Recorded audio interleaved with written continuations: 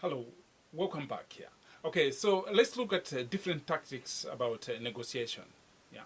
So one of the common ones is split the difference. Split the difference. Yeah. So you have to be careful how you use this technique of split the difference. Let me illustrate using an example. Yeah. So let's say you wanted to pay the bottom price that you wanted to pay for something is 80 pounds. Yeah. And then the other party is saying it's worth 100 pounds. That's the minimum they are prepared to sell it to you for. In other words, they want 100 pounds from you. Yeah. You say 80 pounds.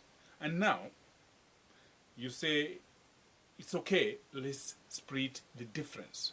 Because you have said let's split the difference, what it means is that you're now going to end up paying 90 pounds, which is 10 pounds more than what you wanted to pay for. There is a better way of setting this up.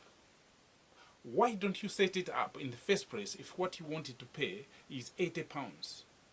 Why don't you move the starting point so that it's actually lower than the 80 pounds, so that when you come to splitting the difference, it takes you to no more than the 80 pounds. Yeah. So what you need to do is to think about where you start from, so that when you end the negotiations, you end up with the figure that you had in mind, which is the 80. Yeah. So by setting it up properly, you can ensure that you end up to the figure that you want. So that's the splitting the difference technique, but you have to be careful how to set it up so that you get what you want.